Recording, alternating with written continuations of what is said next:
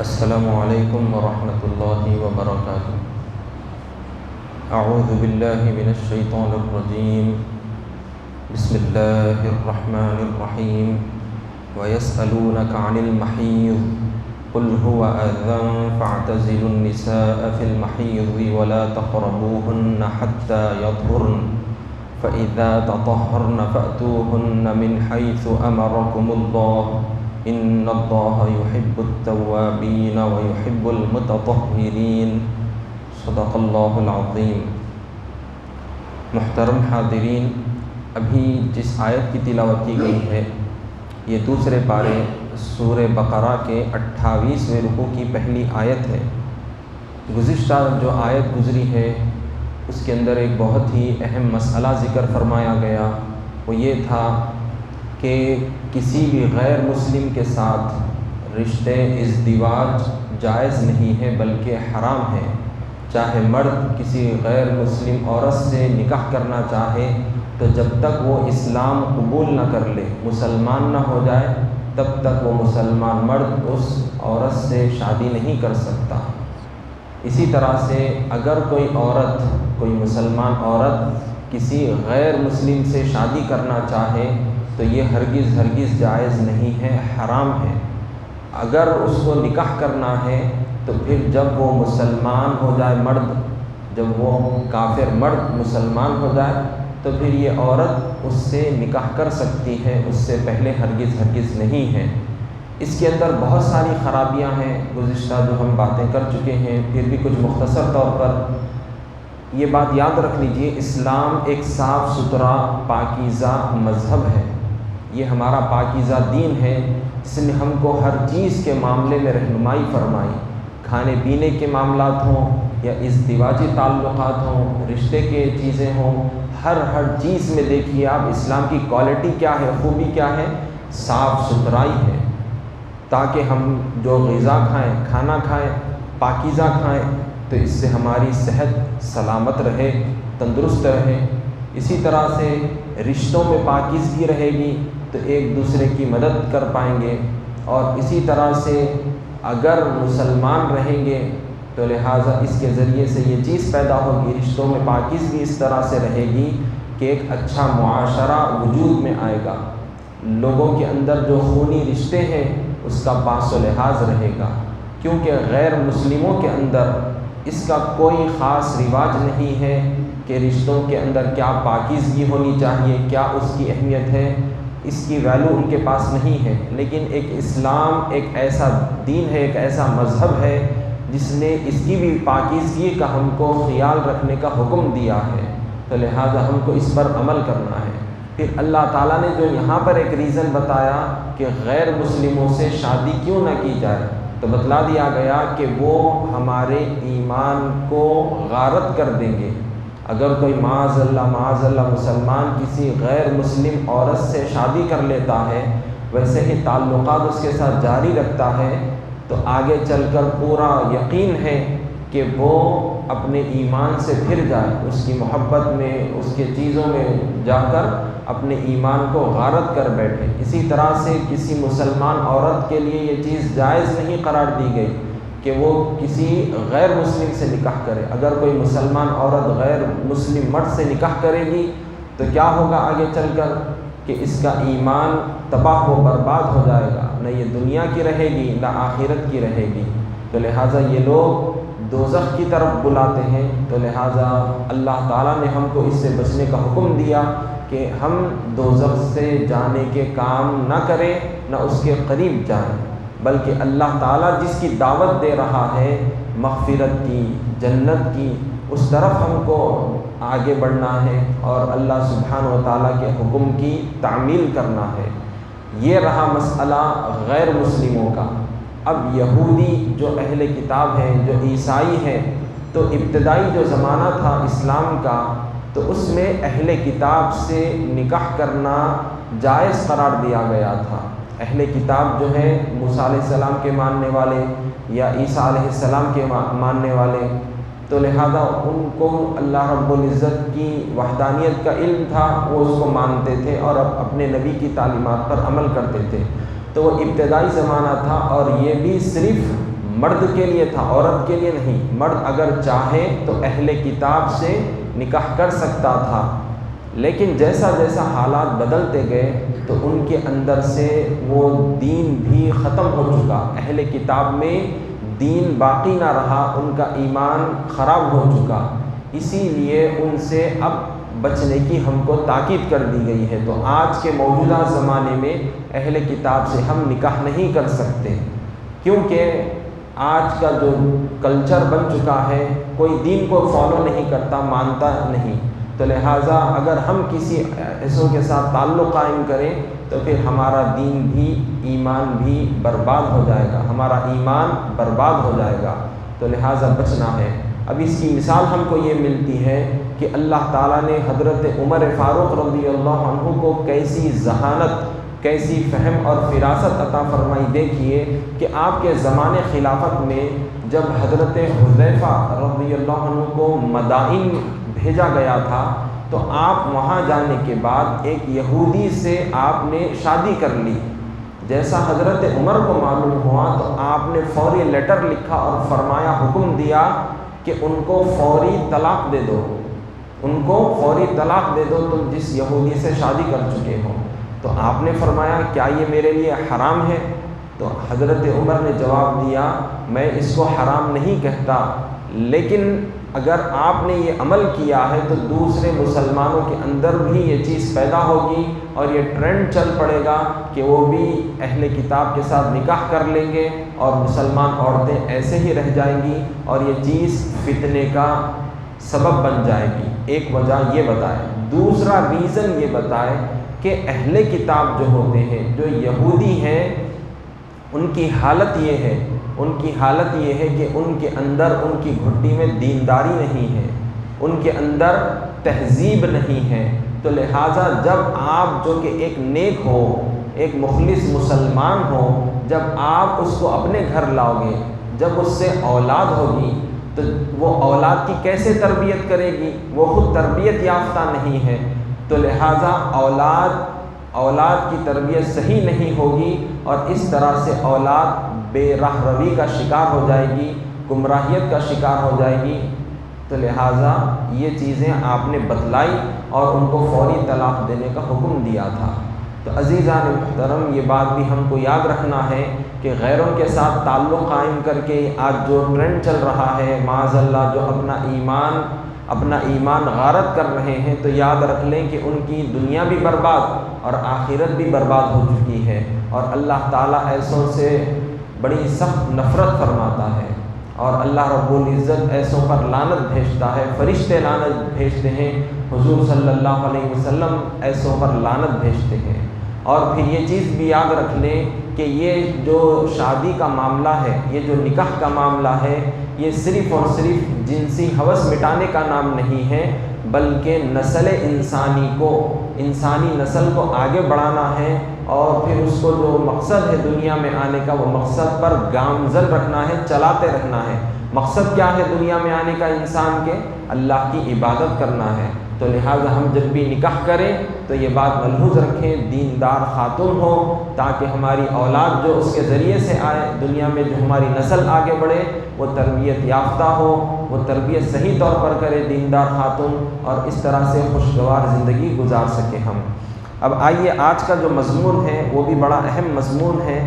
اللہ رب العزت کا فرمان ہے، وَيَسْأَلُونَكَ عَنِ الْمَحِيضِ قُلْ هُوَ أَذًى فَاعْتَزِلُوا النِّسَاءَ فِي الْمَحِيضِ وَلَا تَقْرَبُوهُنَّ حَتَّى يَطْهُرْنَ، یعنی اور اے پیغمبر صلی اللہ علیہ وسلم، لوگ آپ سے حیض کے بارے میں دریافت کرتے ہیں، آپ ان سے فرما دیجئے کہ وہ حیض ایک گندگی ہے، تو حیض کے دنوں میں عورتوں سے الگ رہا کرو۔ وَلَا تَقْرَبُوهُنَّ حَتَّى يَطْهُرْنَ، اور جب تک وہ پاک نہ ہو جائیں ان کے پاس نہ جاؤ۔ فَإِذَا تَطَهَّرْنَ فَأْتُوهُنَّ مِنْ حَيْثُ أَمَرَكُمُ اللَّهُ، جب وہ پاک ہو جائیں تو جس جگہ سے اللہ نے تم کو اجازت دی ہے ان کے پاس جاؤ۔ إِنَّ اللَّهَ يُحِبُّ التَّوَّابِينَ وَيُحِبُّ الْمُتَطَهِّرِينَ، بے شک اللہ توبہ کرنے والوں اور پاک صاف رہنے والوں کو دوست رکھتا ہے۔ اس آیت کے تعلق سے اس کا بیک گراؤنڈ، اس کا شان نزول یہ ذکر فرمایا گیا ہے کہ یہودیوں کی حالت یہ تھی کہ جب عورت اپنے ایام میں ہوتی، جو اس کے پیریڈز جو قدرتی طور پر جو ہر مہینے اس کو گزرنا ہوتا ہے، جو اس کے اوپر جو حالت طاری ہوتی ہے، تو ان پیریڈز میں یہودی اور مشرک اپنی عورتوں کو بالکل الگ تھلگ رکھتے تھے، نہ ان کے ہاتھ کا بنا ہوا کھانا کھاتے تھے اور نہ ہی ان سے کوئی تعلق رکھتے تھے، نہ اس کو کوئی ہاتھ لگاتا تھا، نہ ہی بات چیت کرتے تھے، بلکہ اس کو ایک الگ کونے میں ڈال دیا جاتا تھا۔ تو بہت بڑا ظلم اس کے اوپر، عورت کے اوپر کیا جاتا تھا ان ایام کے اندر، جبکہ وہ خود ایام اس کے لیے بڑی تکلیف کا مرحلہ ہوتا ہے، اور اس کے اوپر سے اور بڑی تکلیف یہ اس کو الگ تھلگ رکھ دیا کرتے تھے، اور اس طرح سے ظلم و زیادتی اس کے اوپر ہوا کرتی تھی۔ پھر عیسائیوں کا یہ معاملہ تھا، عیسائی یہ کہا کرتے تھے کہ وہ تو بڑے حد سے اور زیادہ انہوں نے اس کو ہلکا سمجھ لیا تھا، اور عورتوں کے ساتھ ان خاص ایام میں اس کے پیریڈز میں صحبت بھی کیا کرتے تھے، ہم بستری کیا کرتے تھے۔ تو یہ لوگ اس طرح سے اس کو معمولی سمجھتے تھے، تو اللہ رب العزت نے یہ حکم نازل فرمایا۔ چنانچہ اس کے تعلق سے جب صحابہ کرام نے حضور کی خدمت میں عرض کیا، یا رسول اللہ صلی اللہ علیہ وسلم، جب عورت ان ایام میں ہو تو ہمارے لیے کیا حکم ہے کہ ہم اس کے ساتھ کیا عمل کریں؟ تو لہٰذا حضور صلی اللہ علیہ وسلم پر اللہ تعالیٰ نے اپنا کلام نازل فرمایا، اور یہ آیت شریفہ اس وقت نازل ہوئی جس میں ان کو جواب دیا گیا، اور حضور صلی اللہ علیہ وسلم کو یہ فرمانے کا اللہ نے حکم دیا کہ اے پیارے حبیب، آپ فرما دیجئے کہ یہ بڑی تکلیف دہ چیز ہے۔ اور ایک معنی گندگی کے، اذن یعنی دو اس کے معنی ذکر کیے گئے ہیں، ایک ضرر رساں تکلیف دہ چیز اور دوسرا گندگی۔ تو لہٰذا جب عورت ان ایام میں ہوتی ہے تو اس کے لیے بڑی تکلیف کا مرحلہ ہوتا ہے۔ دوسرا یہ ہے کہ جو چیز ان ایام میں اس سے نکلتی ہے تو وہ بہت گندگی والی چیز ہوتی ہے، تو لہٰذا ان ایام میں عورت سے شوہر جو اپنی بیوی سے عام حالت میں جو تعلق قائم کرتا ہے، تو ان خاص ایام میں پیریڈز میں شوہر اپنی بیوی سے استفادہ نہیں کر سکتا، اپنے مقصد کو نہیں پورا کر سکتا۔ یہ صرف صحبت سے روکا گیا ہے، ہاتھ لگانے کی بالکل اجازت ہے، گلے ملنا یہ اس کے لیے بالکل اجازت دی گئی ہے، اور عورت کے ہاتھ کا پکا ہوا کھانا بالکل کھایا جا سکتا ہے اور اس کے ساتھ بالکل سو سکتے ہیں، لیکن شوہر اپنی بیوی سے یہ خاص جو تعلق ہوتا ہے میاں بیوی کا وہ قائم نہیں کر سکتے۔ کب تک؟ جب تک کہ وہ عورت اپنے ایام سے پاک صاف ستھری نہ ہو جائے۔ اب یہ عورت کے لیے کتنے مخصوص ایام ہوتے ہیں، کتنے دن تک ہوتے ہیں، تو فقہاء کرام نے اس کو مسئلے کو بتلایا ہے کہ کم سے کم جو مدت ہوتی ہے عورت کے لیے ان ایام کی وہ 3 دن ہے کم سے کم، اور زیادہ سے زیادہ 10 دنوں تک ہے۔ تو لہٰذا 3 سے 10 دنوں کے درمیان میں ہر کسی کے مخصوص ایام ہوتے ہیں جو وہ ایام میں بڑے تکلیف کے مرحلے میں ہوتی ہے، تو لہٰذا ان ایام میں شوہر اس خاص تعلق سے دور رہے۔ اب جب عورت کے اوپر یہ حالت طاری ہو جاتی ہے، وہ پیریڈز میں جب آ جاتی ہے، تو اس کے لیے کیا چیزیں عبادات اس کے لیے نہیں کرنا ہے، تو وہ کعبۃ اللہ کا طواف نہیں کر سکتی، قرآن کریم کو زبانی نہیں پڑھ سکتی اور نہ ہی چھو کر پڑھ سکتی ہے، یعنی ہاتھ لگا کر بھی نہیں پڑھ سکتی، بنا دیکھے کے بھی قرآن شریف نہیں پڑھ سکتی۔ اسی طرح سے نمازیں اس کے لیے معاف ہیں، نماز تو پڑھنا ہی نہیں ہے، اور آئندہ دنوں میں اس کی قضا کرنا بھی ضروری نہیں ہے اس کے لیے۔ البتہ جو ماہ رمضان شریف کے روزے ہوں گے، اگر ان حالت میں یہ چیز شروع ہو جائے اس کے لیے، تو اور دنوں میں وہ روزوں کی قضا کر لے، وہ اور دنوں میں ان روزوں کی قضا کر لے، اور پھر ان دنوں میں جب گزرے گی وہ، تو اس وقت اس کے لیے روزے رکھنا نہیں ہے بلکہ اور دنوں میں قضا کر لینی ہے۔ اسی طرح سے وہ قرآن کریم چھو نہیں سکتی۔ اب بعض آج کل جو حالات چل رہے ہیں، لوگ اس کے لیے بالکل معمولی سمجھ رہے ہیں کہ اس کو قرآن سے دور کیا جا رہا ہے، تو یہ بات بالکل غلط ہے، بلکہ یہ بات ذہن میں رکھ لیں کہ قرآن کریم اللہ کا مقدس کلام ہے، اللہ تعالیٰ کا مقدس کلام ہے۔ تو اللہ نے کیا فرمایا ہے قرآن کریم کے تعلق سے؟ لا یمسہ الا المطہرون، کہ پاکیزہ لوگ ہی اس کو چھوتے ہیں۔ تو لہٰذا جب یہ نجس حالت میں ہے، یہ اپنے ایام میں ہے، تو لہٰذا وہ زبانی بھی نہیں پڑھ سکتی قرآن کی آیتوں کو، اور نہ ہی ہاتھ لگا کر پڑھ سکتی ہے، بلکہ اس سے بچنا بے حد ضروری ہے۔ اگر اس کا خیال نہیں کرے گی تو پھر بہت بڑا گناہ ہوگا۔ اسی طرح سے یہ بات یاد رکھ لیجیے کہ شوہر اگر ان حالت میں، ایام کی حالت میں اگر خاص تعلق قائم کرتا ہے، یعنی صحبت کرتا ہے، تو پھر وہ بہت بڑا گناہ گار ہوگا، اس کو بہت بڑا گناہ قرار دیا گیا ہے۔ احناف کے نزدیک مسئلہ یہ ہے کہ اگر انجانے میں اگر اس سے غلطی ہو جائے شوہر سے، ان حالت میں اگر وہ صحبت کر بیٹھے، تو پھر اس کو اللہ کی بارگاہ میں معافی مانگنا ہے، توبہ کرنا ہے، اور آئندہ یہ عمل نہ کرنے کا عہد کرنا ہے۔ اور دیگر فقہا کے نزدیک بتلایا گیا اگر یہ عمل ہو جائے تو پھر اس کو توبہ بھی کرنا ہے، اور ساتھ ہی ساتھ 1 دینار صدقہ کرنا ہے اگر ابتدائی دنوں میں ہوا ہے۔ آخری دنوں میں ہوا تھا تو نصف دینار صدقہ کرنے کا حکم دیا گیا ہے۔ لیکن احناف کے نزدیک جیسا کہ قرآن کریم کی یہ آیت کے آخری حصے میں ہے، ان اللہ یحب التوابین، تو توابین کا لفظ آیا ہے، توبہ بس کافی ہے اس کے لیے، لیکن آئندہ نہ کرنے کا پکا عہد کر لے، اور ہرگز ان ایام میں یہ عمل نہ کرے، کیونکہ اس کے لیے بڑا تکلیف دہ مرحلہ ہے، اور پریگننسی اس کے اندر ہو بالکل 1% چانس ہوتا ہے، 99% نہیں ہوتا۔ یہ ایام میں جو ہے اگر پریگننسی جو ہو جاتی ہے، حمل ٹھہر جاتا ہے، تو 1% صرف چانس ہے، ریئرلی بالکل، اور پھر بھی اس کے تحت یہ بات بھی بتلائی گئی ہے کہ پھر وہ جو حمل بھی اگر 1% جو چانس بتلایا جا رہا ہے، اگر اس کے اندر بھی اگر وہ حمل قرار پا جائے، تو پھر برس یعنی جو سفید پیچز جو ہوتے ہیں، اس قسم کی بیماری والے بچے پیدا ہو جاتے ہیں، یا اور بھی کچھ کیفیت ان کے اوپر طاری ہو جاتی ہے، بچوں کو بڑے مشکل مرحلے سے گزرنا پڑتا ہے۔ تو لہٰذا جو انسانی نسل ہے اس کی بقا کی حفاظت بھی ہمارے لیے ضروری ہے، اور پھر عورت جو اس نازک مرحلے میں ہوتی ہے، شوہر کو اس کا بھرپور خیال رکھنا بے حد ضروری ہے، اور ان حالتوں میں اس سے دور رہنا ہے، یعنی صحبت نہیں کر سکتا، ماں باقی رہن سہن کھانا پینا بالکل جائز ہے، درست ہے اس کے لیے۔ اب جب یہ عورت اپنے ایام سے پاک ہو جائے تو اللہ کا حکم ہے، اجازت ہے اس کے لیے کہ شوہر پاکیزگی کی حالت میں پھر وہ صحبت اختیار کر سکتا ہے،